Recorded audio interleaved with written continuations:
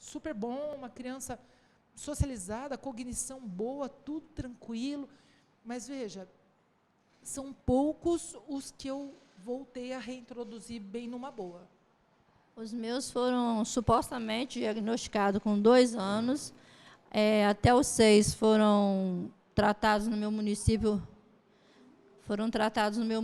Que não tem condições nenhuma, com lactose, assim, eles só bebiam leite até então, não tinha outro tipo de alimentação nenhuma.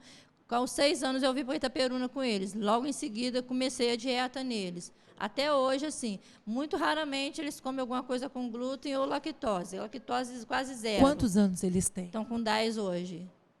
Mas, assim, mesmo eles tendo, assim, muito raramente comer alguma coisinha com glúten ou lactose, eles têm muita irritabilidade. Então, não está na hora ainda de voltar.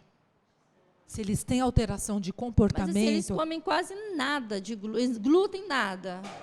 Mas raramente se eles uma ainda, coisinha lactose. Se eles ainda têm alteração de humor, não está na hora de voltar à dieta. Eles ainda não recuperaram a função deles de absorção completa. Tá? Não está mesmo.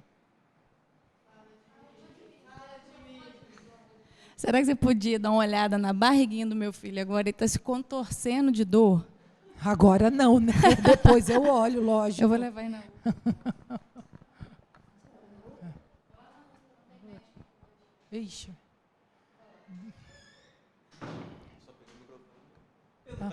Pergunta. Não, eu... Ah. Não, é totalmente fora do contexto. A minha também, por isso que eu tô... Tá esperando? É tudo fora do contexto. Eu fiz os exames, o Matheus, alguns exames que o pessoal pediu aqui e tal, deu lítio 0. Aí fui pesquisar sobre lítio. Que é uma besteira pedir lítio, né? Vamos combinar? Aí depois Sabe por eu fui quê? na outra, falou que lítio não é nem para ter lítio no corpo. Exatamente. Mas aí lítio é usado para tratar a bipolaridade. Isso. Tem alguma coisa a ver? Quando a gente dosa o lítio, quando eu estou dando lítio para a pessoa para tratar mania ou para tratar o distúrbio bipolar. Mas o lítio ele não é para ser dosado de rotina, porque não é para a gente ter numa quantidade no sangue de relevância. Então, essa questão de dosar o lítio, tem algumas pessoas que dosam algumas coisas que você fala assim, mas o que será que a pessoa estava querendo dosar com isso? Né? Porque não tem lógica. É a mesma coisa que eu pedir cádmio no sangue do seu filho, ou chumbo, ou mercúrio, ou o que quer que seja, sem eu estar fazendo quelação. O metal não fica circulando, o lítio não fica circulando. Então, eu só...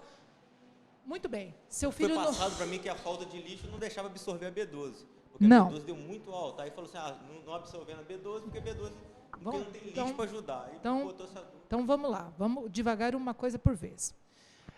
Tem coisas que não ficam circulantes no sangue, como o metal. Então, seu filho entrou em contato com o metal, cronicamente, comeu todo dia uma alface contaminada com agrotóxico. Esse metal ele não vai ficar circulante. Ele comeu agora. Se eu dosar esse metal amanhã, ele não vai estar no sangue. Ele já vai estar no cérebro. Se for no cálcio, em alumínio, ele pode estar dentro do osso. O chumbo e o cádmio podem estar no rim, no fígado. Mas ele não vai estar no sangue. A mesma coisa é o lítio. Quando eu quero dosar a B12, eu nunca vou pedir a B12. Eu vou pedir um negócio chamado ácido metilmalônico. Porque ele, sim, me reflete a B12 que tem. Eu pedir B12 e ácido fólico é totalmente um contrassenso, porque você ter B12 alta no sangue não quer dizer exatamente nada. Você ter um ácido metilmalônico alto no sangue quer dizer que seu B12 não entrou na célula. Isso ok. Você ter um fígulo alto quer dizer que o seu ácido fólico não entrou na célula. Mas você dá um ácido fólico e ele vir alto, X. Quem tem MTHFR e heterozigoto, o ácido fólico sempre está alto. E a pessoa nunca aproveita o ácido fólico. Isso não tem a ver com lítio. São coisas distintas. Tá? A B12, no caso a metil, ela precisa ter uma absorção que não é oral. Tá? Então, não adianta nada eu dar metil B12 oral para a pessoa, porque vai chegar no intestino delgado dela e ela não consegue absorver essa forma de B12. Ela consegue absorver outras B12s. Ciano, hidroxi, mas a metil não. Tanto que a gente usa ela ou em spray ou injetável.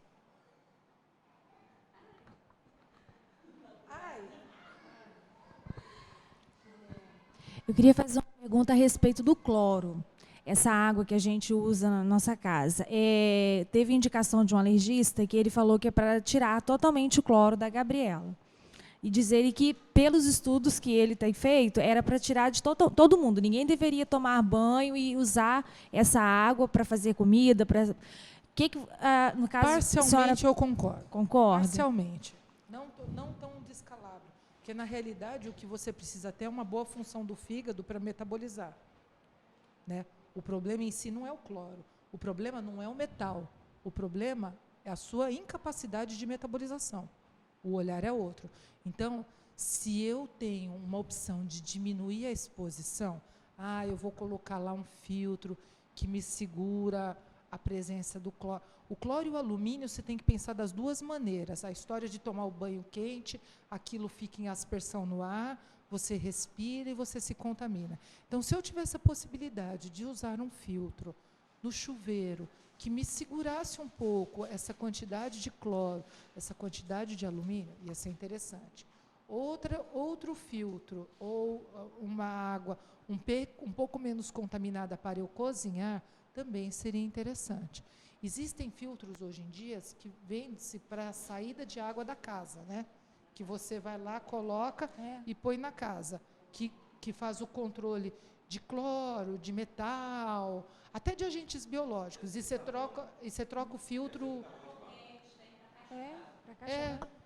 E aí você troca cada X tempo, né? Tipo 2 anos, né, Cláudia? Não é isso? É 1 ano. Você tem que trocar um negócio lá, uma interface a cada X tempo. Então, assim, você falar para mim, diminuir a exposição de tóxicos seria bom?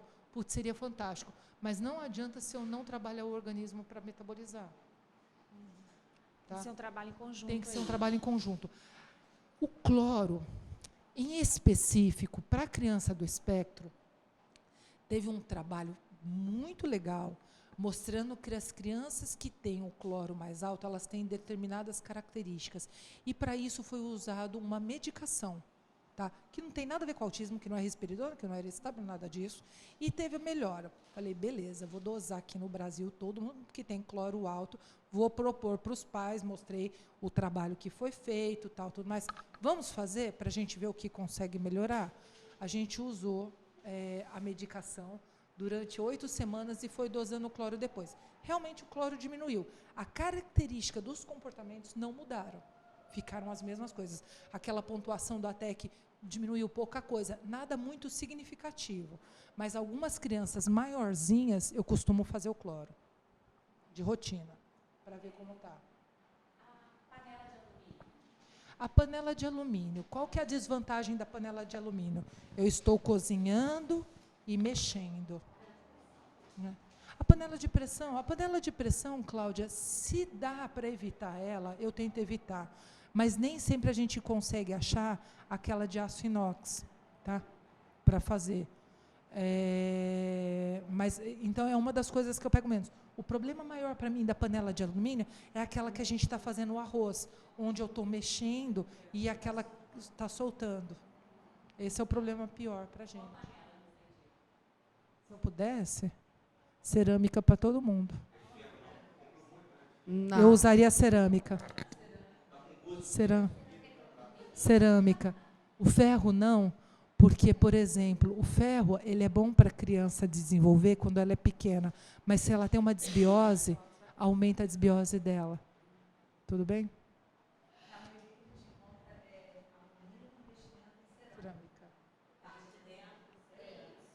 Então, encontra essa, né? Que você tem que tomar aquele cuidado danado, porque a hora que lascou, você tem que dar embora. Né? Essa é a primeira coisa.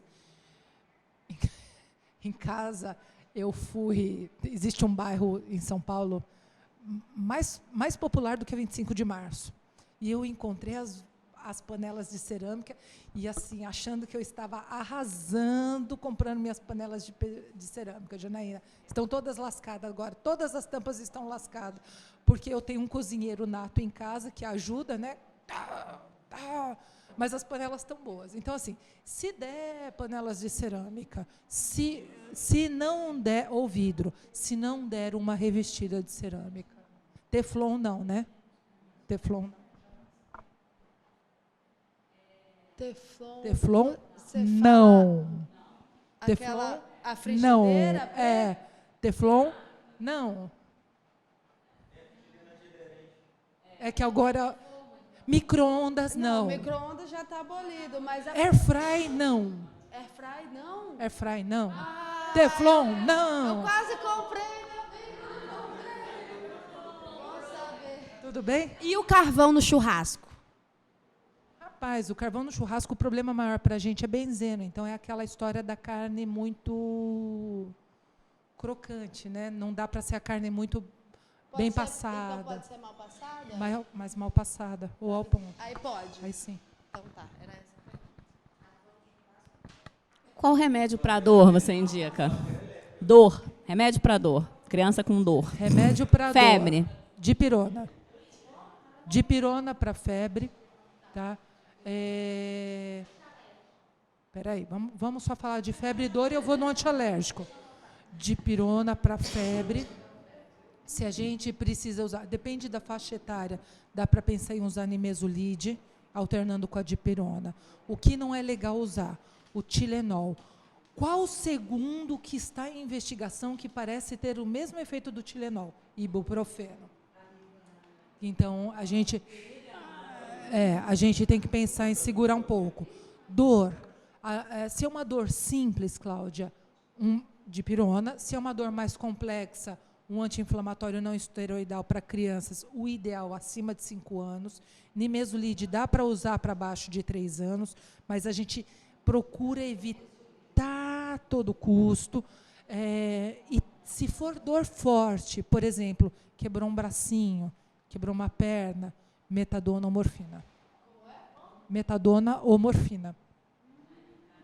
Ou codeína, mas são opioides. E o antialérgico que ela eu perguntou? Eu gosto mais de codeína. Antialérgico, tem algumas crianças que se dão muito bem com desloratadina. Muito bem. Desloratadina, ela tira o sono, ela deixa a criança mais no pique, ela deixa a criança mais acelerada. Tá? Não é o Desalex, não, né? Desalex, não. Desalex, não. Desloratadina, Claritin D.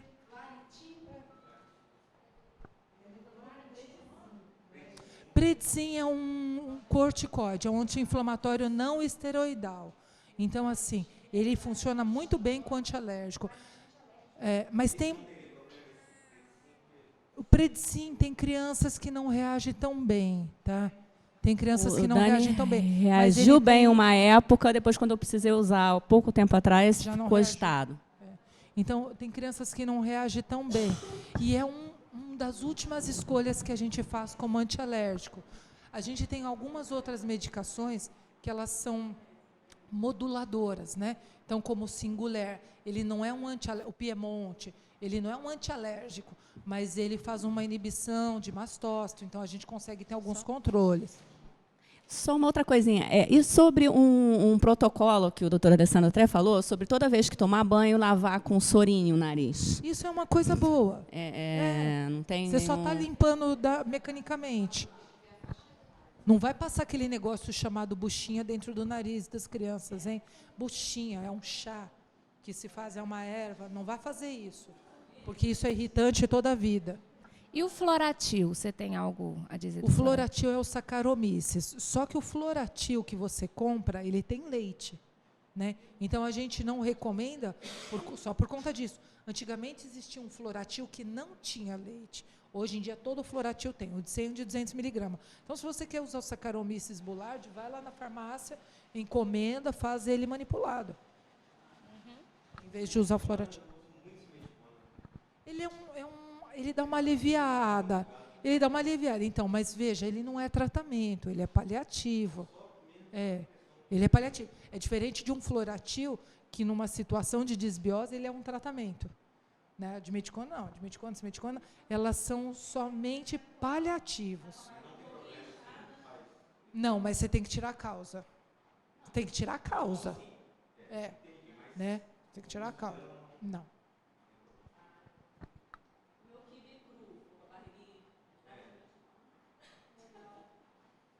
Falar de comportamento. Quando a criança tá, tem assim, parece que é até bipolar, porque está muito feliz do nada. Às vezes você acha que está agradando, você está num lugar, a criança está feliz, do nada ela vai num canto e soca a cabeça. O que a gente deve fazer? Assim? Pegar a criança e levar para casa? Não sei. Não, é escabrosa isso, né? Deixa eu contar uma coisa para você. A Cláudia não gosta, tá? Aqui, vocês seguem o modelo do Dear Floor Time, que eu gosto muito, mas eu não acho que cobre tudo. Agora eu vou morrer aqui.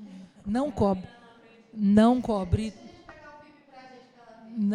tudo. Tem coisas que eu gosto da comportamental e que eu defendo na comportamental. Então, assim, a criança que teve uma alteração tão grande de humor, primeira coisa, a gente tem que tentar olhar coisas que para a gente não poderia ser um motivo, mas que para ela possa ter sido. Um som diferente, alguma coisa que desencadeou. Tá? Primeira coisa que a gente tem que fazer. Às vezes a gente não percebe. Então, eu falo sempre, procura anotar qual era a situação que você estava antes disso acontecer. Porque depois você vai conseguir ler, nós estávamos brincando de tal coisa e, sei lá, nós estávamos fazendo uma brincadeira por tanto X tempo de tal coisa e ele foi bateu a cabeça. Outro dia nós estávamos fazendo a mesma brincadeira e ele foi lá bateu a cabeça. Então, tem alguma coisa nessa brincadeira que por algum motivo ele não curte tanto. Tá? Na comportamental, quando acontece um comportamento chamado disruptivo, que é esse comportamento, a técnica usada é não dar a atenção, não chamar a atenção para aquilo. Então, não bateu a cabeça, não ir lá. Mas você bateu a cabeça por quê? Eu não consigo não fazer nada. Eu, Simone. Então, qual que foi a estratégia que a gente teve em casa quando, na época do Felipe, de 3, 4 anos, que ele tinha essas mudanças? A gente pegar e levar ele para um outro ambiente, mas completamente diferente. Então, ele está batendo a cabeça aqui na sala, eu chamava, Pipe, vamos lá tomar uma água comigo na cozinha? Eu nem coloquei a coisa do, poxa, por que você está batendo a cabeça? Né? Eu não ignorei, eu não fui fazer igual o Sunrise, bater minha cabeça junto, eu não fui fazer igual o Floor Time, vinicotiana, meu amor, Não. Não, o Floor Time é um vinicotiana pura. Mas, enfim, a gente cata e leva para outro mecanismo. Então, assim, 2 coisas do que você não pode fazer. Não faça isso. Isso você não pode fazer, porque você reforça o comportamento. Então, a criança está se jogando no chão, A gente acaba fazendo. você não pode ir lá, não faça isso, não bate a cabeça. Isso você não pode fazer, porque você reforça aquele comportamento. Ele só vai escutar o bate-a-cabeça. E ele vai saber que no momento que ele quiser a sua atenção, ele vai repetir aquilo. Ele já tá usando isso comigo, entendeu? Ele bate a cabeça porque ele sabe que eu vou tirar ele daquele lugar. Né? Igual o lance... Isso eu acredito. O lance da televisão. Sobre a televisão, eu não estou conseguindo tirar por causa que ele está usando isso, entendeu? Porque proibiram a televisão, né? Não pode ver vídeo, né? O ideal é diminuir. Porque a televisão, o eletrônico, ele é muito legal. Ele tem muito atrativo visual, ele tem muito atrativo auditivo. E a criança não exige uma posição ativa de comunicação. Ele é passivo, né? Ele só vê. Então, o ideal é eu tentar reduzir o eletrônico. Para quê? Para que a comunicação dele comigo aumente. Só que, veja, você é uma pessoa em 2D sem atrativos grandes, você não tem um fundo musical, você não tem um fundo que se mexe atrás de você. Então, você tem que ser muito bárbara para estar no lugar dessa TV. Então, primeira coisa, talvez, fosse tirar deste ambiente com o eletrônico. Eu tenho uma amiga que, quando ela resolveu tirar o eletrônico do filho dela, ele estava com 5 anos, ela cobriu todas as televisões da casa dela, e computador ela desligou da casa dela, e as televisões ela cobriu com lençol, falando que estava em reforma. Ela não tirou da casa, mas ela cobriu com lençol e depois de um tempo tirou. Para o filho, para deixar de ser interessante. Veja, essa é uma amiga que eu gosto muito, e a dedicação dela foi fantástica, porque ela se propôs a fazer Sunrise com o filho, e ela fazia um programa com ele de 6 horas, todos os dias. Ela. de sentar ela e praticar. Depois de um X tempo, ela conseguiu uma pessoa que foi voluntária na casa dela, mas que tipo ia uma vez por semana. Tá? Então, ela conseguiu tirar, ele virou meu paciente, é um dos pacientes que eu tive melhor prognóstico, mas no começo, para ela tirar a televisão, ela tampou todas. E não é que ele não assistia a televisão, ninguém da casa dela assistia a televisão. A outra filha não assistia a televisão, o marido não assistia a televisão. Ela desligou o computador de casa. Para você ter uma ideia, a gente passava meses sem se falar, porque ela não acessava. E ela realmente fez uma dedicação. Então, assim, esse começo de tirar eletrônico tem que sentar junto, tem que brincar junto. Não dá para tirar a TV só por tirar. E ele vai usar esses comportamentos. Dentro da questão dos comportamentos, o seu filho está usando isso para ele conseguir a TV. Se você ceder, ele sempre vai fazer esse mesmo comportamento para conseguir o que ele quer. Isso não é só autista. O típico também faz. Né? Isso é da criança. A Bruna é muito firme com isso. Eu sei que você quer, bateu a cabeça por isso, mas não vou fazer, e não faz. O DR não é... É unicotiano, imagina. Eu sei que... E não é assim, eu sei que você quer, é assim, ó. Não, tradução mas não... Tradução da Bruna. Eu sei que você quer. Eu sei que você quer. Eu também quero, mas não dá. Mais um unicote que isso, Cláudia? Pelo amor de Deus. Mas olha só. Olha só, em relação você falou do Sunrise 6 horas por dia e tal, a proposta do DR é que se faça o floor time pelo menos de 8 a 10 vezes por dia, 20 a 30 minutos cada sessão, e que isso seja rodízio entre as pessoas da casa, porque não dá para a mãe, como eu falei com a Denilza, já pensou a Denilza fazer com trigêmeos, com os 3, 8 vezes por dia, meia hora cada um, então, cada. Claudinha, Então, assim, a meta do Sunrise são 40 horas semanas. Essa mãe, a criança ia um período para a escola, e que é uma mãe que fez um modelo de inclusão, que um dia nós vamos trazer ela para Itaperuna, que é a inclusão show de bola que ela fez com o filho. No paralelo, ela fazia o Sunrise. Tá? E ela fez pedagogia para poder fazer a inclusão do filho dela, que ela já pensava mais à frente. Então, é uma pessoa que tem... É fantástico conversar com ela, realmente é fantástico. Mas chegava o fim de semana, ela fazia Sunrise. Veja, ela tem uma filha que também, na época, era criança, que não dava para fazer. Então, e o casal é um casal muito legal e que teve uma combinação muito boa. Né? Eu ponho o dinheiro em casa e você faz o Sunrise com o filho. Então, foi uma combinação muito legal isso. E eu juro para você, eu acho que o programa, tanto do DR quanto do Floor Time, dão muito certo, mas eles exigem muito da família. Não é uma coisa que a gente fale assim, uma horinha está o suficiente. Não, uma horinha é só o começar. Encarnar o Floor Time. Uma coisa que eu acho importante em relação à criança nisso é você saber a diferença entre a birra comum que qualquer criança faz e em que momento ele desregulou. Porque se ele desregulou, eu sou uma mãe doida. Eu levei o Dani numa montanha-russa. O garoto desregulou, óbvio. Eu levo...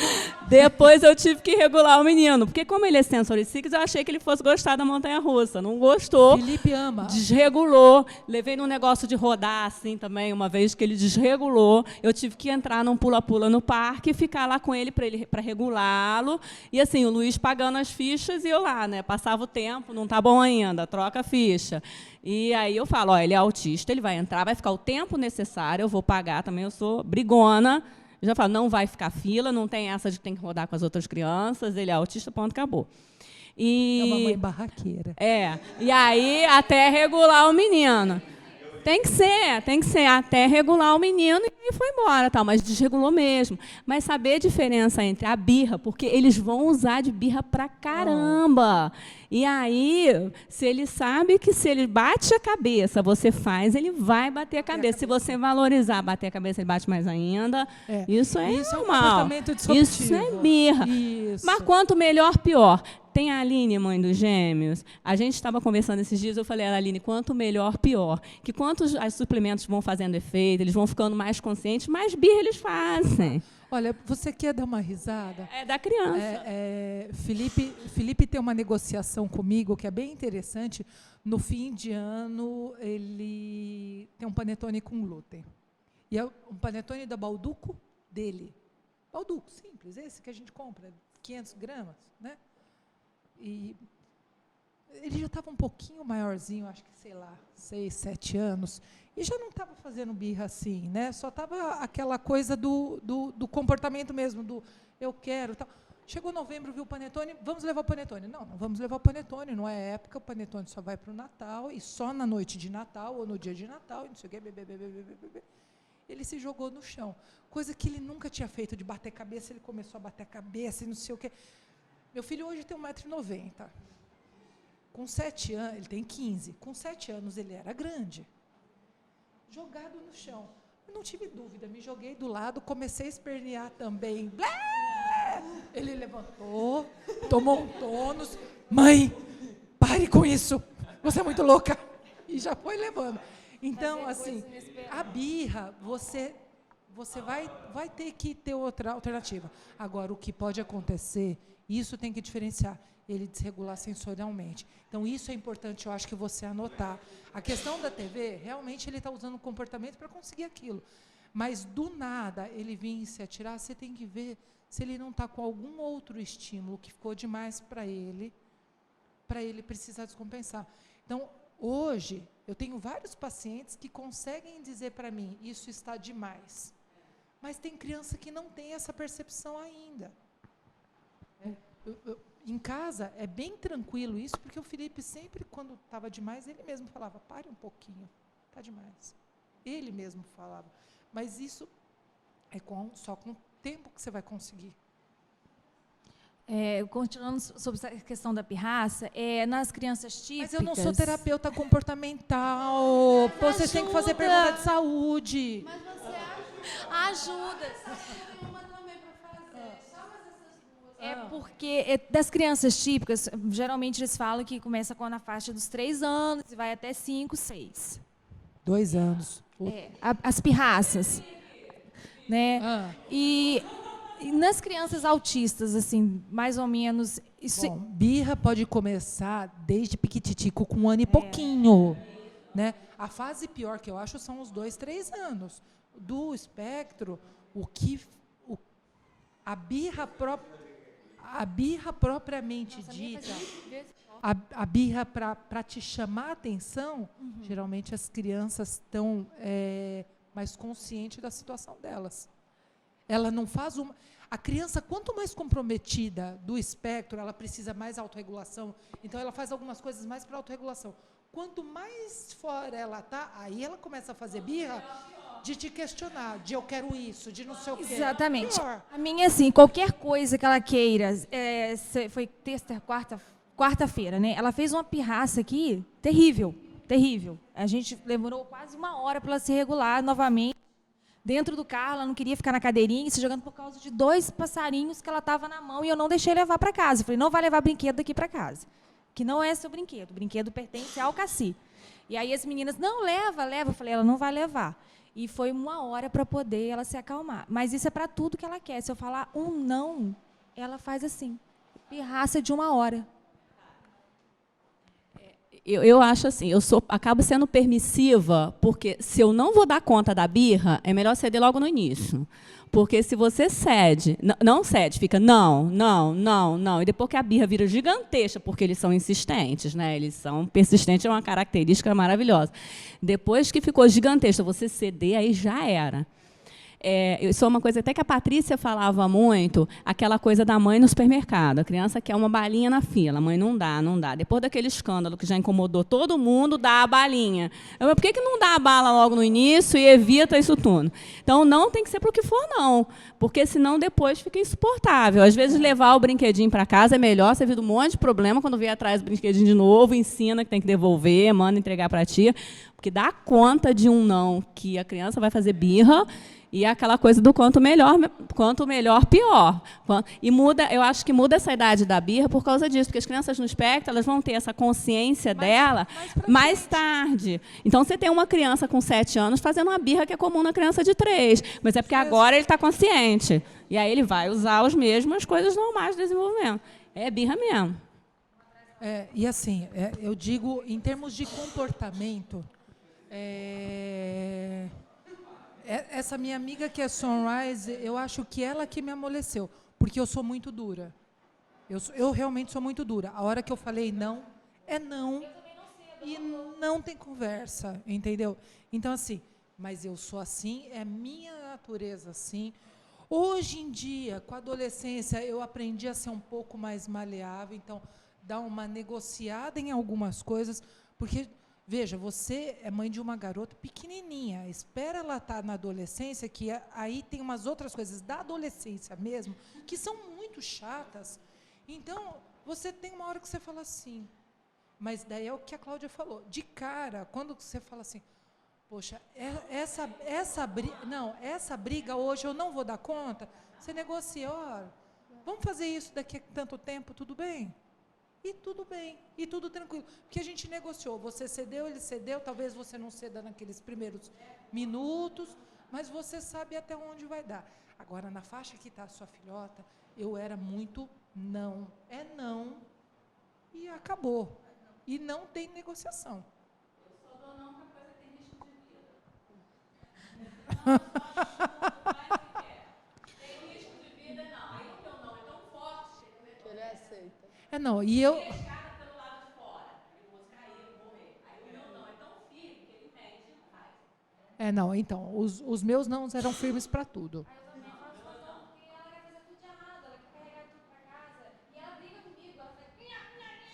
Mas então, só que deixa eu te contar, eu nunca fui de falar o não.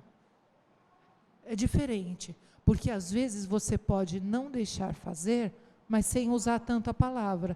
Eu uso não pouquíssimas vezes. Mostra que pode. Se ele não pode, Isso pode. E o pior que o meu não é o meu chega. A hora que eu viro assim, chega. Aí ele já toma tenência, até ele parece tá num quartel. Fica retinho, respira fundo, ok. E ponto. Ainda dentro... Agora de saúde. Poxa, era a única de comportamento, eu juro. Eu ia falar isso, ainda dentro dessa de comportamento, e essa eu ia guardar para a nossa consulta particular, mas como a gente entrou no mérito, e no mérito do DIR for Time, a gente vem trabalhando na nossa consulta individual sobre uma possibilidade de um comportamento opositor. Você me deu um livro em inglês para ler, e eu sou a sua amiga Sunrise, o marido bota o dinheiro e eu faço de for time dentro de casa. Sou fisioterapeuta e você já conhece a minha conduta. Sim. E é maçante. Então, ler um livro em inglês, que eu não sei inglês, traduzi-lo no Google, seria muito maçante.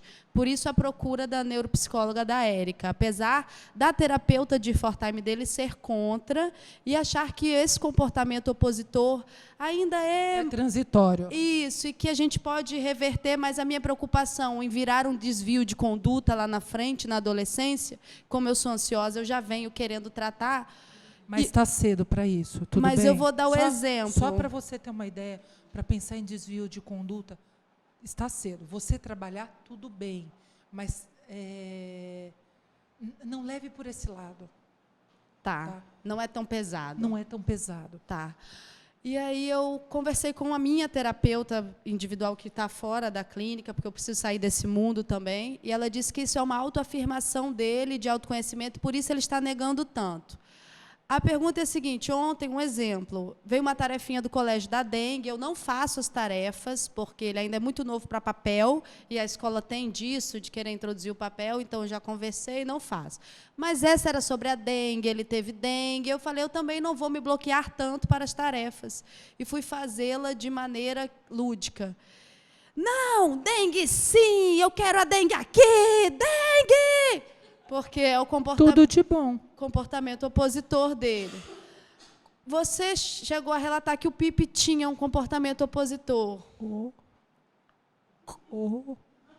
Como foi a sua... Porque, como a gente estava no Skype, você só relatou.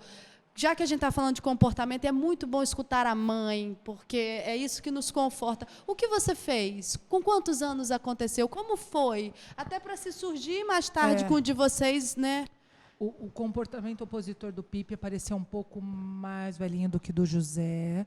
Foi lá pelos 12 anos. Tá? E aí Nossa, o dia está lindo. Lindo por quê? O dia está péssimo. A professora é burra. Eu não quero aprender isso. Eu quero ser um burro. Tudo isso num descalabro só. E aí entrou a história da minha amiga com Sunrise. Por quê? Aí eu comecei a levar tudo na brincadeira. Eu falei, nossa, Felipe, vão crescer suas orelhas, meu amigo. Porque daí ele resolveu que ele ia ser burro, que ele não ia fazer mais lição de casa. Tá bom. Nossa, Felipe, então já que você vai ser um burrinho, vão crescer suas orelhas, vai crescer seu rabo. Gente, olha, vamos lá ver o que o burro vai comer. E tudo eu fui levando para brincadeira, para o engraçado, mas tirando sarro, até ponto dele acabar rindo. Muito bem, chegou a fase do não vou tomar banho. Pois não tome banho então. Ok. Se não toma banho, não tira a roupa, não troca a cueca, não roupa de cama tirada para fora, porque afinal de contas não precisa tomar banho. E tudo bem. Avisei só a escola para eles não chamarem o conselho tutelar que eu tivesse abandonado meu filho, né? 3 dias sem tomar banho, com a mesma cueca, com a mesma camiseta, com a mesma bermuda, com o mesmo tudo, dormindo sem lençol nenhum, sem edredom, né? Ainda bem que foi na época de calor. E sexta-feira a gente sempre faz um programa junto, sexta-tarde. Geralmente é um cinema, à tarde não, porque agora é adolescente, é um programa à noite. Então sempre a gente tem um programa noturno, só eu e ele. Então me arrumei, tomei banho, ele, onde você vai? Eu falei, eu vou para o cinema. Eu vou também. Eu falei, filho, desculpa, não dá. Você está cheirando muito mal. Né? Então, não tem como ir com você. Foi lá, tomou banho numa boa. Nunca mais falou que não ia tomar banho, não ia escovar os dentes, nem nada disso. Mas a gente não brigou um minuto. E o mais legal, Júlia, eu levo ele a pé para a escola. Né? Essa fase eu levava ele, estudava no período da tarde, eu levava ele a pé. Eu ia almoçar em casa, levava ele a pé e ia trabalhar.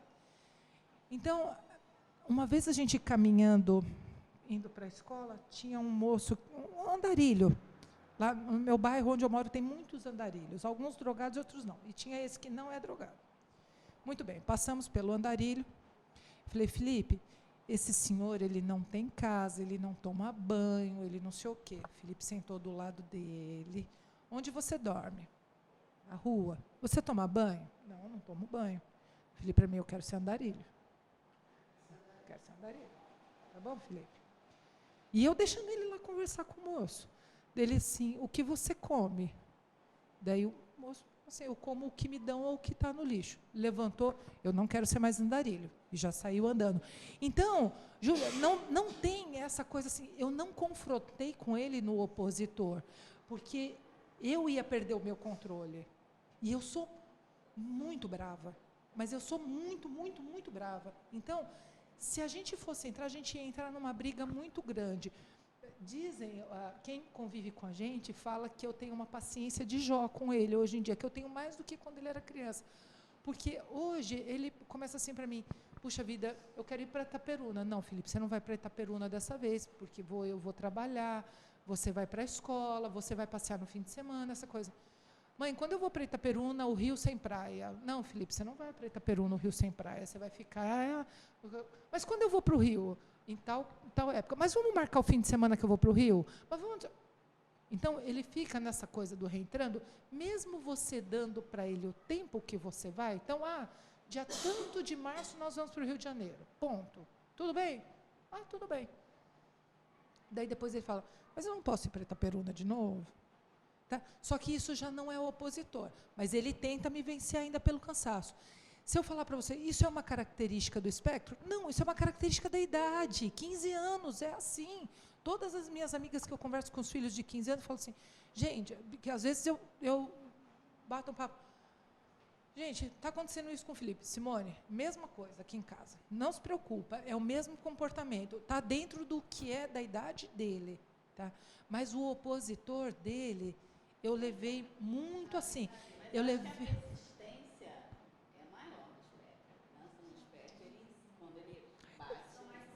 Eu não sei, Cláudia, assim, mas o Felipe é um insistente que é tranquilo, não é absurdo.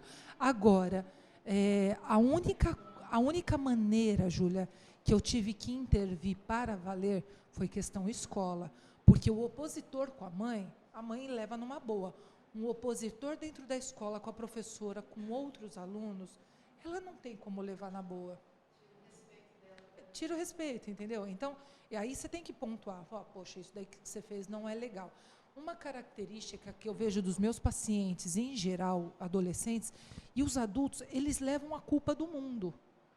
Esse garoto que está na faculdade, esse de 22 anos, ele está super bem, mas ele ainda leva a culpa do mundo. A coisa aconteceu, não tem nada a ver com ele, mas não tem eventos totalmente que não tem a ver com ele, ele sempre quer saber se não foi, ele sente aquele pesar como um maior. Então, toda a bronca que eu vou dar no Felipe, eu tenho que dar uma dosada, porque a chance dele se culpar é muito grande. Então, eu sempre levei muito na boa. Na escola é que eu pontuei mais, né? Não pode fazer isso. A professora vai ficar chateada, ela vai ficar muito triste. Aí daí ele olha para mim e fala assim, nossa, ela vai ficar tão, tão triste, né? Com aquela cara bem assim, tipo, e daí? Dina, Vamos voltar. vamos voltar para a saúde? Não sei como... Vocês controlam o horário? Porque eu estou sem relógio.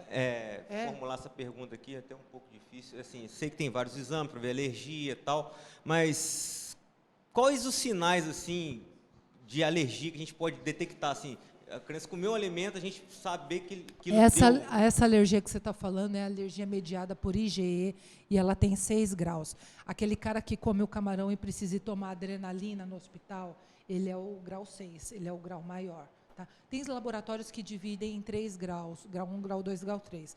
A referência maior é esse grau 0 até o grau 6. Essa alergia que dá, qual é a característica clínica dela? Manifestação cutânea, com aparecimento de pápula ou vermelhidão. Os olhinhos, a pálpebra superior ou a pálpebra inferior ficar mais inchadas, né, ficar mais estufadinhas. A criança ter crises respiratórias num período de 2 horas ou dor abdominal em até 48 horas. Esses são sintomas classicões, mas isso é o mediado pelo IgE. O IgG4 nem sempre dá isso, e o IgM pode dar isso em até 3 semanas. Por isso que o IgM ainda é tão difícil para a gente. Tá? O IgG4, às vezes, vem só alteração de comportamento. A orelha vermelha é fenol na maior parte das vezes. Não é olheira e a orelhinha vermelha. E geralmente são alimentos à base de fenol que a gente tem. Comer uma uva, chupar uma fruta cítrica, você consegue... 30 minutos você já consegue ver a orelha vermelha. O olho também, Esse é para fenol. Esse é para característica do fenol. Essa do IgE que eu estou te falando, que pode ir desde marcas, você vê que as marcas na pele elas são mais precoces. O inchar o olho pode inchar até no outro dia. A crise de respiratória em até 2 horas e o quadro gastrointestinal em até 2 dias. Então, a criança comeu hoje e amanhã ela tem uma dor abdominal. Tá? Isso é uma característica alérgica, que levanta a gente... No Matheus, a gente não consegue saber o que é a quantidade de fezes, a quantidade de evacuação por dia. Então, não.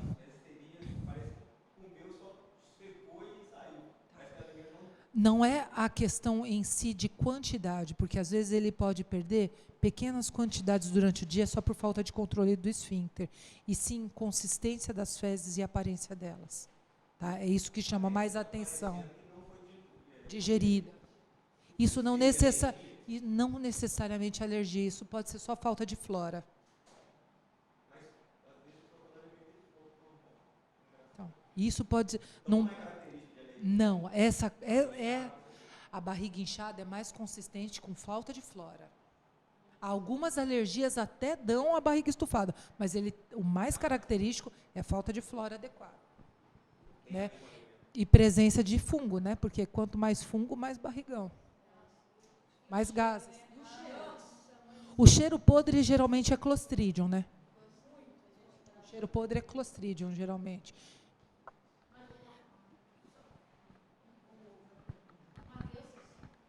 Tinha esse cheiro podre quando ele bebia leite, o leite sem lactose e mucilon. A gente tirou, agora a gente está na dieta, não tem cheiro nenhum. Às vezes a gente deve não ter percebe, melhorado a flora, né? A gente não percebe que ele está de cocô, de repente machuca tudo. Assim, é poucos minutos, entende? É poucos. Ele faz cocô, se ficar um pouquinho, machuca. Entendi. Pode ser alergia, né? A questão do machucar é mais consistente com falta de flora e falta de enzima. Se ele não tem uma enzima digestiva adequada, as fezes dele ficam muito ácidas e aí machuca o bumbum. Todo mundo acha que é fungo e não necessariamente é.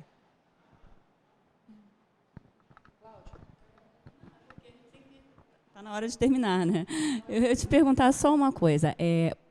Bem geral, assim, para uma criança que teve o diagnóstico agora, há pouco tempo, com 2 aninhos, até que a gente tenha condições de fazer uma consulta para suplementação. Quais são as dicas básicas, assim?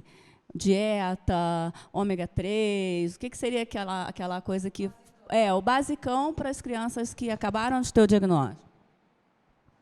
O básico para a criança que acabou de ter diagnóstico não é nem necessariamente a dieta restritiva, mas é limpar a dieta.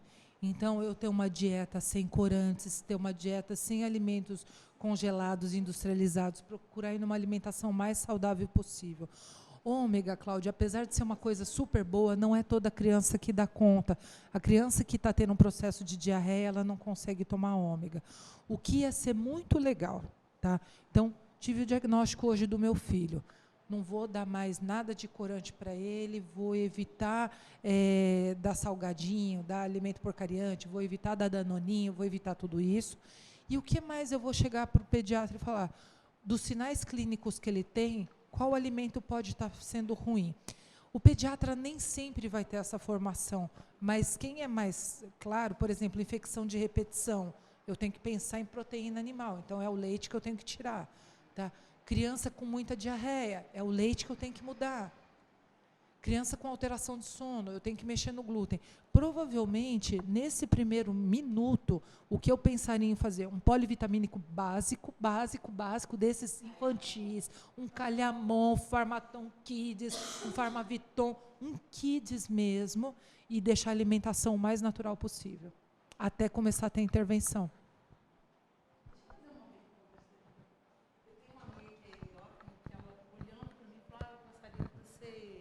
Fizesse exame da tireoide, não sei porquê. E eu vi na sua palestra que mães de autismo deveriam... Por quê? Qual essa ligação? Não é porque, Janaína, é o seguinte, como não tem um marcador biológico para autismo ainda, não tem um exame no sangue que a gente faça e fala que a criança tem autismo ou não, eles pesquisam na família o que os pais podem dar de sinais, o que é mais frequente. Então, hoje em dia, a gente sabe que na mãe... as mães que tiveram baixa vitamina D na gestação, o que é comum nas mães dos autistas? Alteração da tireoide, baixa vitamina D na gestação, uso de antidepressivo, aumento de peso muito grande na gestação, contato com poluentes, como coisa que pinta tintura de cabelo. Não pode pintar cabelo, né? Não pode comer peixe cru. Então, todas essas coisas são o que eles estão achando em comum. O que acharam nos pais? doença articular autoimune, artrite. Por enquanto, os pais... Porque primeiro eles estudaram tudo da mãe. Foram investigando a mãe, uma coisa, outra... Blá, blá, blá. Depois eles foram investigando os irmãos. Quem tem uma criança no espectro autista, dos irmãos, o que os irmãos apresentam, geralmente? As meninas têm uma tendência para ter TDA. A característica de alergia alimentar é comum nos outros filhos, em uma proporção menor, mas é comum. Tá? E depois eles foram procurar os pais e acharam artrite. Hoje em dia eles estudam os avós, olhando o Alzheimer, olhando as demências. Então, tem toda uma série de coisas que eles estão investigando o que é mais comum. Não que o fato de ter uma criança autista, a mãe vai ter o hipotireoidismo. É o contrário. Olha, a mãe geralmente tem um problema da tireoide. Então, você vê que geralmente fala, seu pescoço está um pouquinho diferente. Vai dar uma olhada na sua tireoide, vê como está, se não está tendo uma tireoidite, isso e aquilo. Os meninos têm uma chance de ter depois dos 8 anos. Marcos.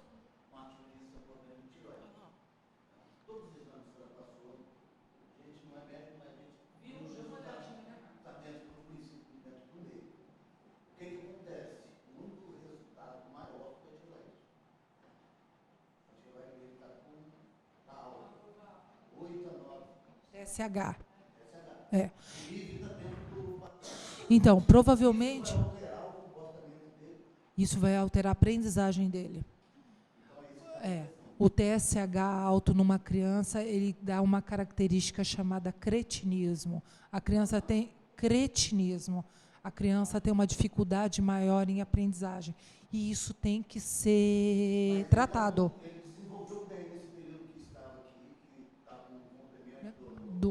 Então, mas isso a gente tem que tratar, Marcos, não tem escapatória, tem que ser feito o tratamento. Mas ele está em tratamento desde um mês de idade.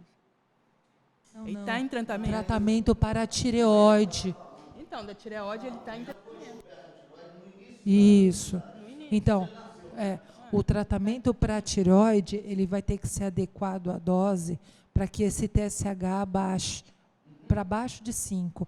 Quanto mais esse TSH mais alto, mais dificuldade para aprendizagem. Então, ele tem uma chance melhor de aprender mais coisas e de uma maneira mais rápida, mais eficaz, se esse TSH estiver mais baixo.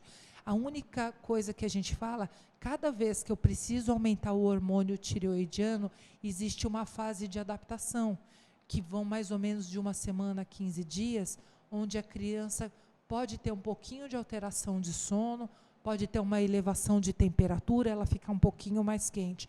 Isso pode acontecer, mas é uma fase de adaptação. E quando é regressão? A gente se baseia Autismo aqui. tipo 2.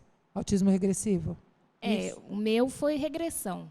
Ele regrediu, começou a perder, foi perdendo. Eu me baseei aqui. E qual é a sua dúvida? Eu vou tratar dele como autista. Sim. Não deixou de... Ele tem um autismo ele tipo 2, que é o autismo regressivo. Ele teve Mas um ele desenvolvimento... ele não tem essa irritabilidade, ele é agitado, tem hiperatividade. Mas o não, ele aceita. É igual criança normal. Ele não aceita ele na hora, mas esquece rápido. O que eu posso... Como que eu vou falar? O que você pode esperar? Ele vai então, vamos lá, primeira coisa. Essa coisa de cada um tem o seu tempo é uma coisa que eu não ponho, eu não acho que isso tenha lógica nenhuma dentro do autismo, tá?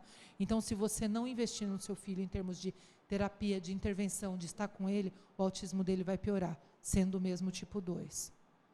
Autismo tipo 1, nasceu com autismo desde sempre, não olhava no olho quando amamentava, era uma criança que não gostava de colo. Autismo tipo 2, teve um desenvolvimento típico até a fase mais ou menos dos 18 meses, começou a regredir, teve uma regressão total. Clinicamente, o tipo 1 é mais fácil de recuperar do que o tipo 2. Isso é dado estatístico, está lá escrito. Se você não tratar, se você não tiver uma intervenção com ele, tratar, que eu digo, fazer intervenções mesmo, adequadas, independente dele ser tipo 1, tipo 2, ele vai crescer cada vez mais com uma diferença de uma criança típica e mais dificuldades ele vai ter para estar incluso numa sociedade. Então, assim, independente da época do aparecimento, você não pode pensar que é um autismo leve. Essa história de autismo leve me pega de uma tal maneira, porque, assim, diferente de uma criança de síndrome de Down, que a gente olha na cara dela e tem síndrome de Down, o autista não tem essa característica. Então, a gente fala, o DSM-5 hoje classifica em severo, moderado ou leve. Quantas vezes a gente fala para uma família, é um autismo, a gente não, porque eu nunca falo isso, é um autismo leve abaixo de 4 anos, os pais, por uma esperança divina, acham que vai melhorar do nada. E não vai. Se você não intervir, não vai ter melhora, só vai ter piora, entendeu? Então, primeiro que deveria ser banida essa coisa de falar para um pai e para uma mãe que é autismo leve. Primeira coisa, deveria falar, ó, seu filho está no espectro, vai tratar, porque ele pode ficar uma criança de alto funcionamento, mas vá correr atrás. Isso deveria ser feito dessa maneira, porque tem muitos pais que quando ouvem, ele é um autista leve, a criança está com 2 anos, como você vai falar que a criança é um autista leve com 2, 3 anos? Rapaz, não dá para falar isso. Não dá para falar isso. E alguns pais, não todos, ficam naquela coisa assim, não, mas vai melhorar sozinho. Isso, ele fazia tudo. A primeira que diagnosticou... Mas é o médico que fala isso. A primeira que diagnosticou o Matheus falou que ele era do leve para o severo. Ela não deu assim, falou assim, ele é leve, ele vai, entendeu? Já falou que ele poderia regredir. Como ele regrediu muito. Eu acho que falar... Eu também acho um crime.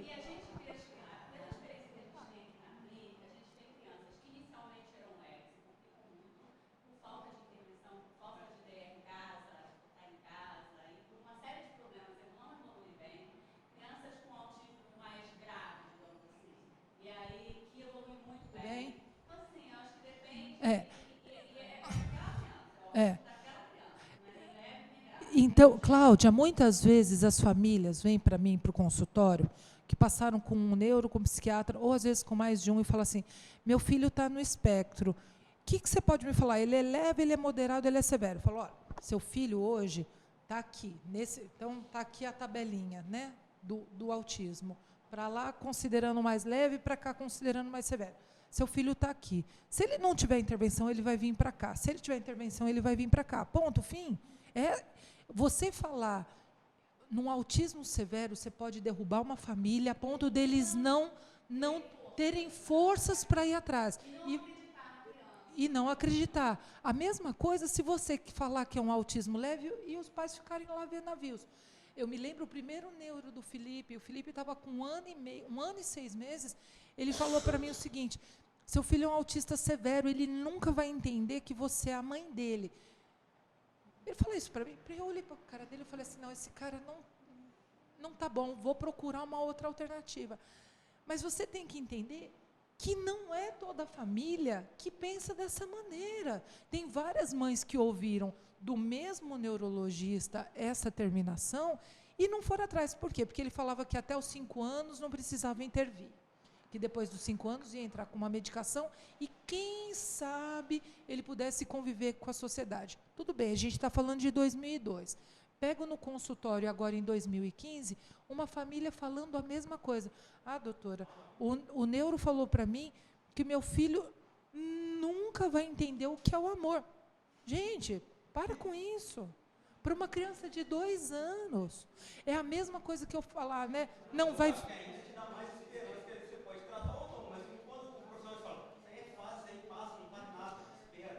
Isso depende da família. Depende da família. Não tem nada, igual falou para mim. Isso é fase do seu filho não tem nada. É pirraça. Então, mas você sabe que eu acho que isso depende muito da família, porque tem família que ouve isso e não se conforma, vai atrás. Tem família que guarda isso para si e tudo bem. E o problema é do mundo, tá? Então, assim, é muito difícil, ainda mais dar um diagnóstico num primeiro momento, você falar tal coisa. Eu brinco que eu dou muita sorte. Os pacientes que vão para o meu consultório, eles estão cientes que tem um atraso de desenvolvimento. Eles podem não estarem cientes que é um autismo, mas ciência que tem um atraso de desenvolvimento, eles já têm ideia e eles já estão procurando o que mais eles podem fazer. Tudo bem que chega pai lá falando assim para mim, eu não quero fazer dieta, eu não quero fazer isso, eu não quero fazer aquilo. Chega, desse jeito. Tá bom, vamos fazer os exames, vamos ver o que dá para a gente melhorar. Depois a gente conversa se vai precisar de dieta ou não. Simone, a minha não teve regressão, ela nasceu do jeitinho que ela é. Existe a possibilidade dela regredir agora com 3? Existe. Nossa, mãe do céu. A gente ainda tem uma poda neurológica. Conta do seu paciente que saiu da dieta. Por favor, conta essa história, porque eu conto, ninguém acredita. Ela tinha um paciente funcional. Conta, por favor. Eu tive um paciente que, assim, a evolução dele foi muito, muito boa. Foi uma família que optou em fazer Sunrise. E conseguiram na cidade deles, não sei se eram 16 voluntários. Então, era um programa super legal. O pessoal da escola... É uma cidade do interior de São Paulo. O pessoal da escola abraçou a inclusão. O menino estava belezinha, mas belezinha. Mas estava bem, bem mesmo. Já independente em banheiro, independente para alimentar, falando frasezinhas pequenininhas, tudo mais. Os pais passaram um período meio complicado, né? Então, assim, doutora Simone, a gente vai tirar umas férias, nós vamos sair da dieta. Ó, não é hora de sair da dieta. Nós vamos parar um pouco o suplemento, porque está um pouco... A gente precisa ter um tempo para nós, família. Ok? Isso deve ter sido, acho que... Eu não me lembro, mas eu acho que foram férias próximos a julho. Tá?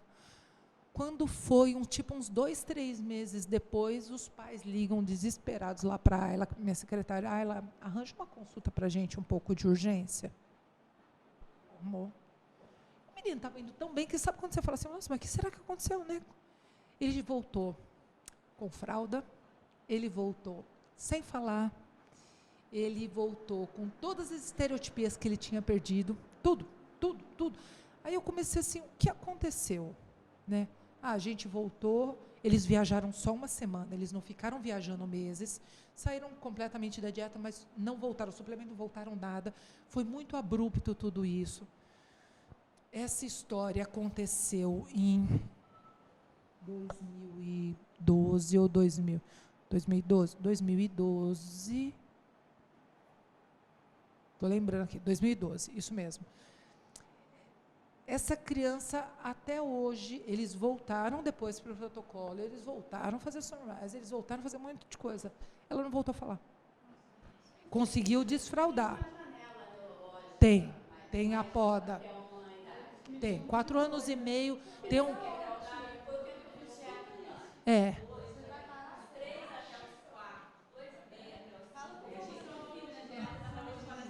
Janela. Mas a poda maior é essa, só que a gente tem outras podas, né, Cláudia? Mas a grande perda que eu acho que pode dar é ainda nessa janela. E assim, 4,5, 5. E essa criança, para você ter uma ideia, eu investiguei ela de cima a baixo. Ela está com uma neuro que eu acho fantástica, que é de Ribeirão, que é extremamente investigativa. Tem um outro neuro que estuda só a parte de metabolismo, porque todo mundo ficou assim, opa, o que aconteceu tanto para essa criança fazer? E você não tem ideia do que a gente futricou essa criança, entendeu? O que dele voltou? Para mim, né? As questões não só alimentares, ele fez uma descompensação hepática muito grande e ele acabou fazendo uma descompensação neurológica na hipófise dele. Tá? Teve a ver com a história de parar suplemento, dieta? Não sei. Mas e a culpa que você vai levar? A rotina também, né, essa saída, será que pode influenciar? Nicolas, bonitinho.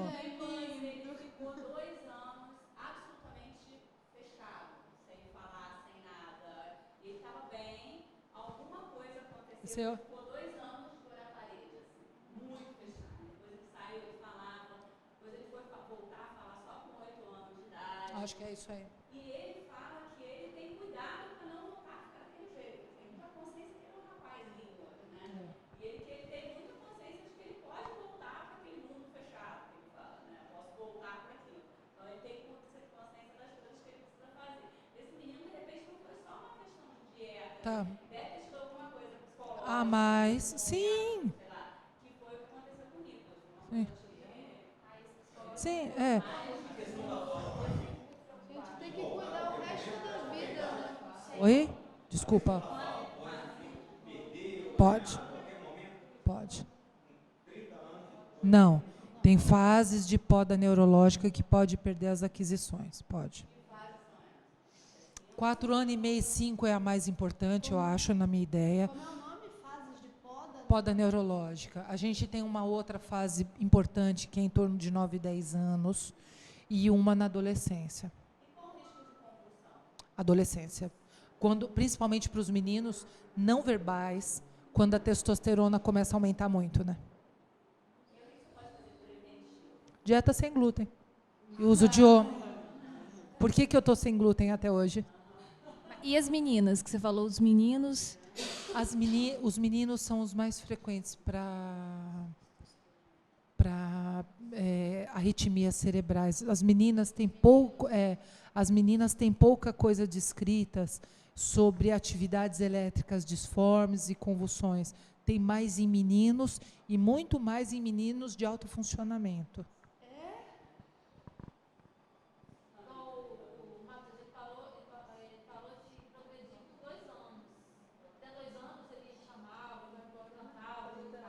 É uma das fases, né?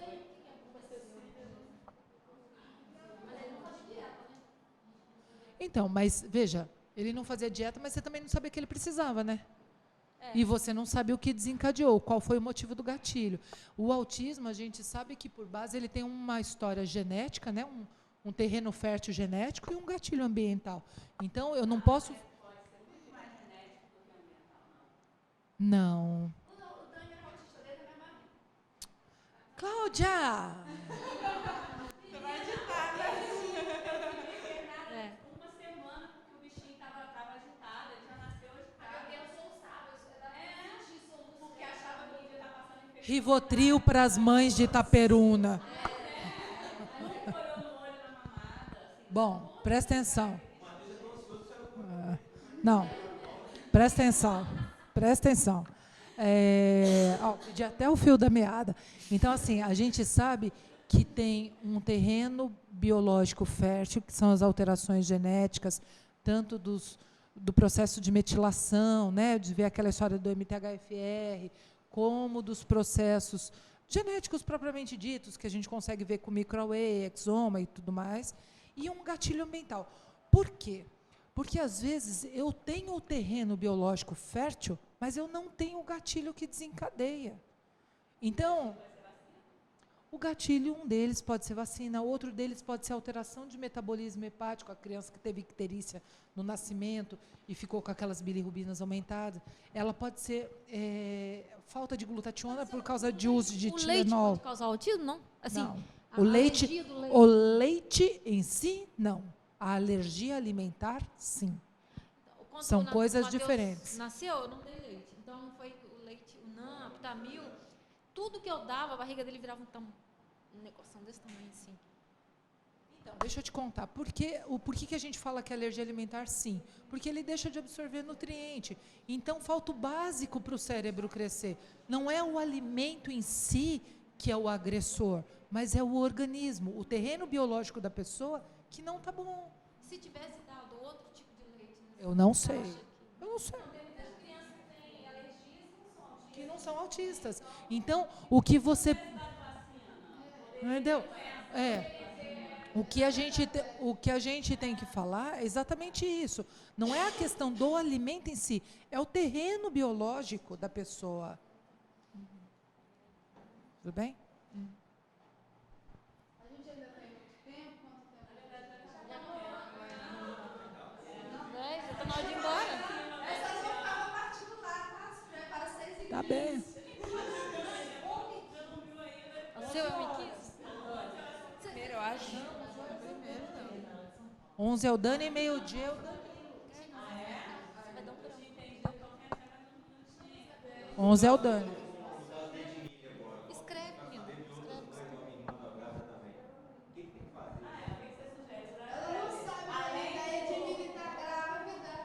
Não sabia.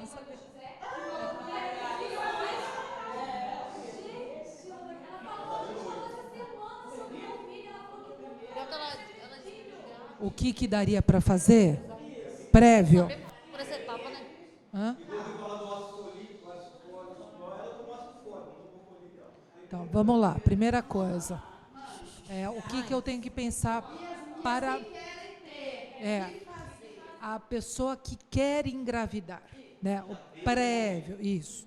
Então, primeira coisa, avaliação completa dessa pessoa para ver como está o nível de toxina dela, olhar como está o nível de vitamina D, olhar a MTHFR, porque se ela tiver a MTHFR em polimorfismo, ela não vai usar ácido fólico, ela tem que usar metafolim, tetrahidrofolato, metilfolate, mas não ácido fólico e numa dosagem 4 vezes maior.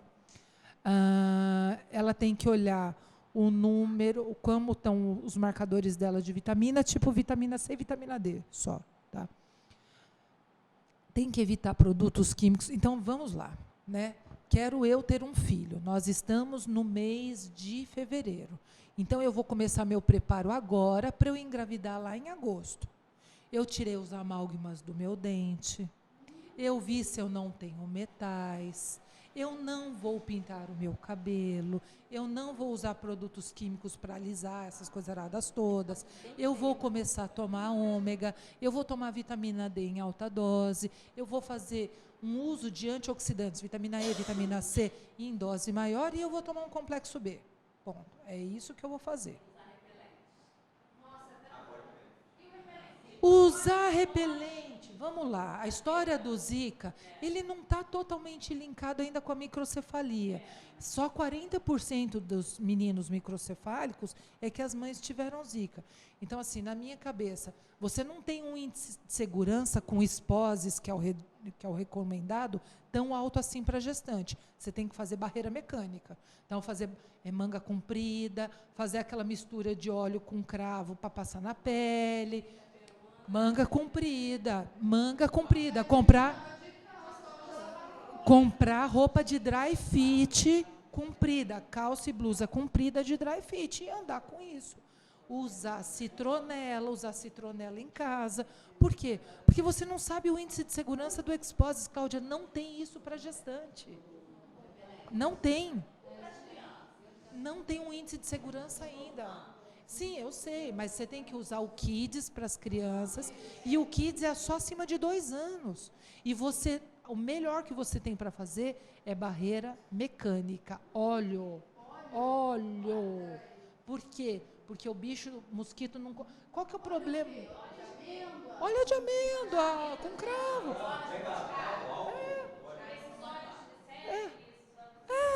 Por que isso? Por que isso, Cláudia? Que o problema do Aedes maior, qual que é? É o que ele deposita na sua pele. Se ele não consegue sentar, ele não consegue depositar. Então, a barreira mecânica é a primeira que você tem que pensar em fazer. E numa gestante, você tem que pensar barreira mecânica. Ponto. Então, você fez tudo isso. Ok. Daí, em agosto, ela engravidou.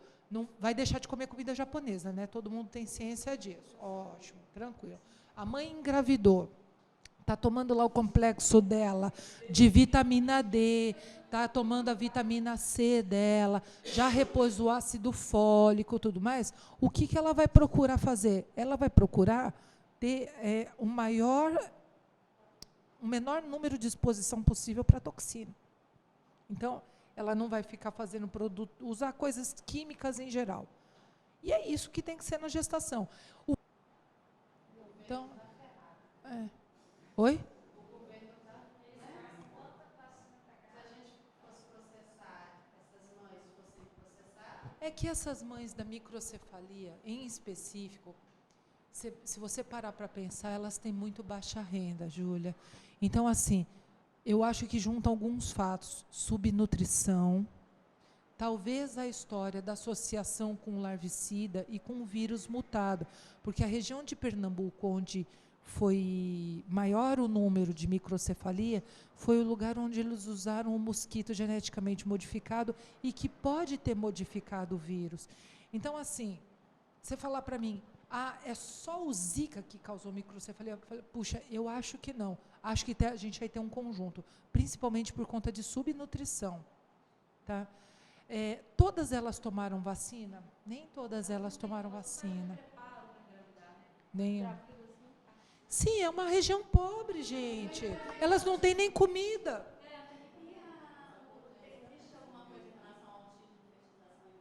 Existe uma incidência maior do FIV com o autismo e eles acreditam isso. O que eles acham, Cláudia, é porque aquilo, o conservante do embrião é feito à base de alumínio. Quando faz a associação do óvulo e do espermatozoide, os embriões são congelados, certo? Isso. Só que aquilo, o conservante que é usado para manter a vitalidade, tem alumínio. Então, eles acreditam que uma das causas poderia ser essa, mas nunca foi comprovado. Isso é uma hipótese. Tá? Da mesma coisa a história da progesterona, XPTO. Da mãe, não, só do pai. A idade do pai é que é o crucial. Porque a nossa preocupação é que a gente tem que engravidar antes dos 35. A gente quer dar um irmão. O seu perrengue maior não é para o espectro. O seu perrengue maior de engravidar mais tarde é síndrome de Down e outras alterações cromossômicas. É para outras coisas, não é para o espectro. O espectro, a associação maior é com o pai mais velho. Não ajuda. Não ajuda. Nada.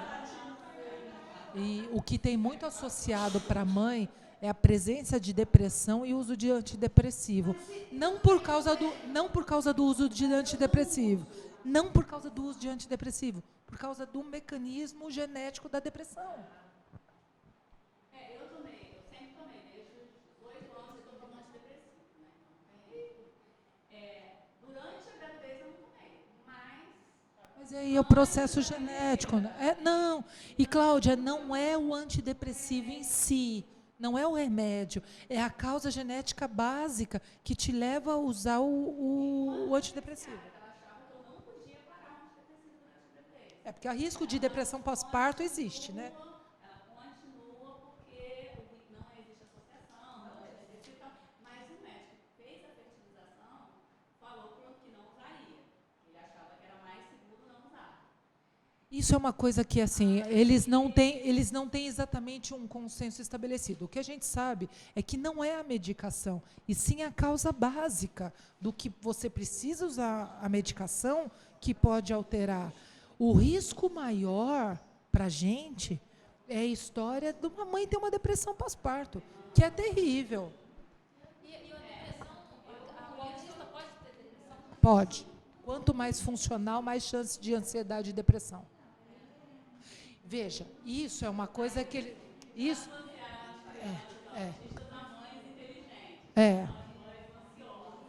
Aí entra uma coisa assim, será que associou mais com Asperger, com autofuncionamento, porque eles respondem melhor ao questionário de depressão? Porque até uns anos atrás, o questionário de depressão para pessoas autistas era o mesmo de típico, e não pode ser, tem que ser diferente. Mas será que a avaliação do autofuncionamento e do Asperger não é muito mais fácil para a gente entender que ele está deprimido? Entendeu? Do que pegar um clássico ou mesmo um severo. Então, é uma questão que só fica assim. O mais relatado é no autofuncionamento e no Asperger. Mas eu acho que é porque tem uma melhor chance de diagnóstico. A mesma coisa é a história da esquizofrenia. Eles falam que de 8% a 12% das crianças do espectro vão sofrer de esquizofrenia. Você só vai saber se a criança tem esquizofrenia ou não, ou surtos psicóticos, se ela te falar as coisas. Se ela não te falar, você não vai saber que ela está tendo alucinação auditiva, visual, delírio persecutório, nada disso. Se ela não conseguir explicar. Isso quem consegue explicar é o autofuncionamento. Tá? A característica maior é essa. Qual o período mais de risco de depressão dos meninos do espectro? Quanto mais consciência. Adolescência, pré-adolescência é uma época bem complicadinha. 3 aninhos. É difícil, porque 3 anos ele ainda não identificou o quanto ele é diferente do outro. Agora, É só se ele identificar a diferença. Exatamente. É um nível de consciência maior. Tá? Agora, tem outras doenças psiquiátricas que são investigadas junto do espectro autista, neuropsiquiátricas, né? Então, convulsões, depressão, ansiedade, toque, raiva. Eles acreditam que quanto mais agressiva a criança, mais são os sinais dela de depressão, para as crianças não verbais. Cláudia, Felipe começou a soletrar e tinha um livro de autismo no carro. Então ele começou, A-U-T-I-S-M-O. Que é isso? Deu assim, é autismo. Ele assim, tá bom, e passou. Com 5 anos, ele me perguntou por que ele era retardado. Porque ele deve ter ouvido de algum lugar. Quando eu falei, não, mas você não é retardado, né? Passou. Falei, não vou entrar mais nisso. Passou mais um tempo, ele veio me perguntar por que, eu acho que daí ele já estava com 7 aninhos, mais ou menos, por que ele era diferente. E na coisa do diferente, eu usei uma foto das mães da sala dos amiguinhos. Eu falei, olha, e eu, por sorte eu era a única alta e morena, o resto era tudo loira mignon. Ou tinha uma morena mignon. Eu falei, olha, todo mundo é diferente, ninguém é igual. A Fernanda é diferente da Silvia, né, que é diferente da Zélia, essa coisa nada toda. Eu falei, então todo mundo é diferente. Passou um pouco mais de tempo, ele já estava um pouquinho maior, ele voltou a me perguntar, né, o porquê que ele não era igual. Aí eu comecei a conversar com ele, que ele tinha um negócio chamado autismo, que era uma característica. Não coloquei como ruim ou como bom, só coloquei como uma característica. Teve uma fase muito difícil, que ele ficou muito chateado, que eu acho que foi nos 10 anos, mais ou menos, mas ele ficou muito chateado, mas muito chateado, porque ele se sentia muito para baixo dessa coisa toda, né? E num diferente ruim, num diferente numa coisa mais baixa. Aí trabalha. Não, mas você é o máximo. Olha, quantas coisas você sabe. Olha como não sei o quê. Não sei o quê. Agora a gente está no extremo. Porque ele se acha o máximo. Autoestima. Então, ele se acha diferente, mas ele se acha o máximo. Então, eu acho que isso foi um mecanismo de proteção, e para ele eu vejo que ele fez meio que um mecanismo de proteção nessa situação, de não ser igual aos outros. Só que ele já não quer mais ser igual. Ele fez muito esforço para parecer igual aos outros. Muito. Hoje não tem mais essa coisa.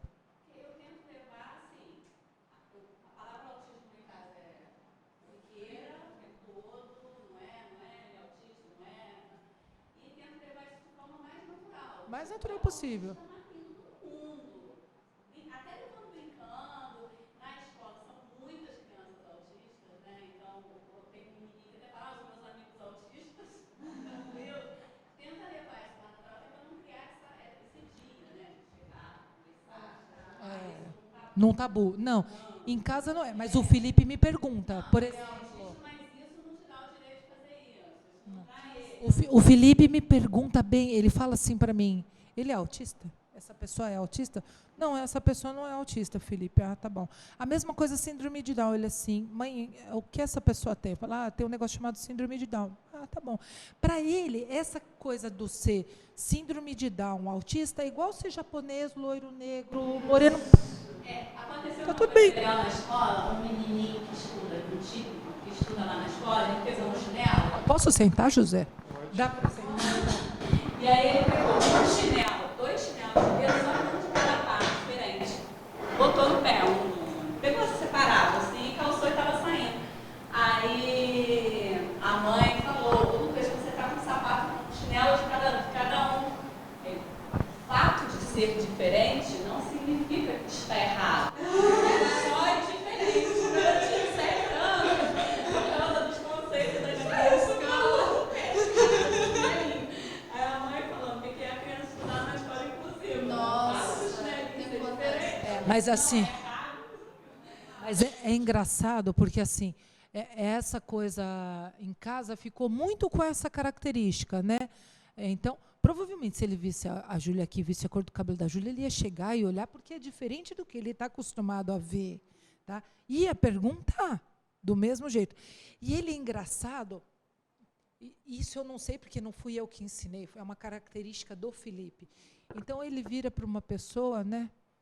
Você está autista? Daí às vezes eu falo assim, não, Felipe, quando é autista a gente fala é autista, né? Mas você quer usar o está? Tudo bem também. Mas eu só pergunto, você é tal. Mas, por exemplo, ele tem uma paixão por japoneses e negros, né? Uma paixão japoneses e negros. É uma paixão que você não entende. Então, ele chega, se a gente está numa fila, ele chega perto da pessoa assim, você está negra? Daí as pessoas, às vezes, né? Uma moça virou para ele e falou assim, não, mas eu sou negra. Ah, bom. Você cuida do seu coração? A minha mãe já me falou que negros têm problema com os rins e com o coração, você tem que cuidar para não ter pressão alta. Muito bem. Chega um japonês do lado, é a mesma coisa. Você está japonês? Olha, você sabe que você pode ter câncer do estômago porque você come muita comida crua e bibibi, bobobó. Se ele chegasse aqui com uma pessoa com a perna quebrada, com gesso, ele ia sentar do lado. O que você fez? Então, mas veja, Cláudia, isso ele tem para todo mundo. A mesma coisa de um cadeirante, um PC, ele me pergunta, o que aconteceu? E assim, eu descobri que para o Felipe eu sou o Google, né? Tudo eu tenho resposta. Então, eu viro assim para ele, Felipe, provavelmente essa criança não consiga andar, não consiga isso, não consiga aquilo outro. Tá bom. E ele mesmo tira da cabeça dele soluções de como tal pessoa poderia estar melhor, estar feliz, essa coisa arada toda. Mas você percebe hoje em dia que ele aceita essa questão do ser diferente, mas como se a gente falasse é alto, é baixo, é gordo, é magro, sem aquela conotação grande, é autista. E para ele, o autismo não dá direito para ele pisar na bola com ninguém, entendeu? Isso é uma coisa que a gente está muito bom na escola, porque na mesma sala tem, por exemplo, no passado, com 3 crianças autistas, crianças com características completamente diferentes, o Dani, o Kaique verbal, e assim, hiperativo, mas completamente diferente da Dani. Completamente diferente. É um autista que não, mas ele não fala, mas ele fala e é autista. Então, assim, dava essa ideia. E crianças com síndrome de Down na sala também. E, assim, engraçado que quando entrou um menininho no meio do ano com síndrome de Down, chamou a atenção para as outras crianças era o fato dele ser maior. E não dele ter síndrome de Down. Porque, assim, eles estão convivendo muito bem com essas questões. E muito bom para os típicos, né? Que aprendem muito sobre.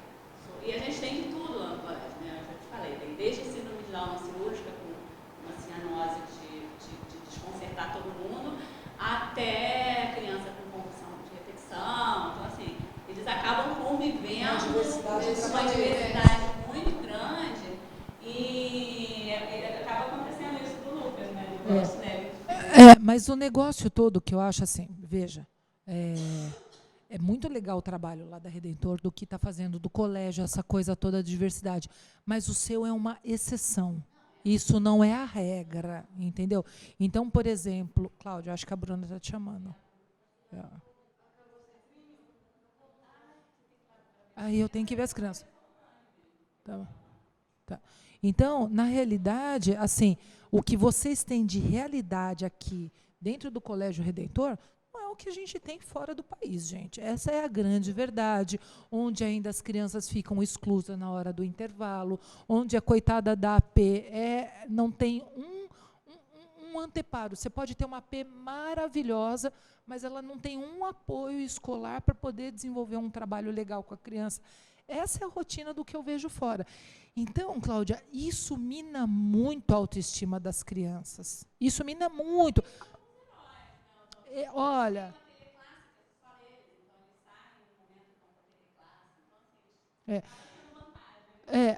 o que eu vejo, assim, por exemplo, na escola do Felipe. O Felipe voltou a ter uma AP, e, graças a Deus, né, tomara que ela fique bastante tempo ainda com ele, que ela se preocupou muito em fazer... Cognição, Felipe não precisa. O que o Felipe precisou da AP nesse período? Socialização com as outras crianças. Por quê? Porque o autista, só por estar na escola, está considerado incluso. E não é assim, gente. O intervalo, ele passava o intervalo inteiro só.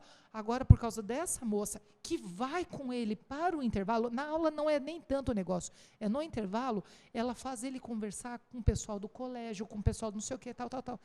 Ela, não que ela faz, vá lá e fale, ela cria o clima para fazer, entendeu? Então, assim, mas é 1 em 1 milhão que a gente consegue fazer isso. E as escolas, o que eu vejo por aí, e veja, é terrível isso, porque a cognição do Pipe ela é muito refinada. Então, ele consegue te passar todas as angústias que ele está passando. E os outros pacientes também. Porque, gente, cognição não é o problema para eles. O problema para eles são outros. Tem a questão de socialização, tem outras coisas. Então, isso fica muito difícil para eles lidarem, cria uma situação muito delicada. Falando, por exemplo, a gente não tem questão de socialização, ele é absolutamente sociável, ele tem questão de prática motora, que aí tem que ajudar para ele conseguir fazer, mas tem crianças que ficam isoladas, se não tiver um mediador para intervir. Para fazer isso,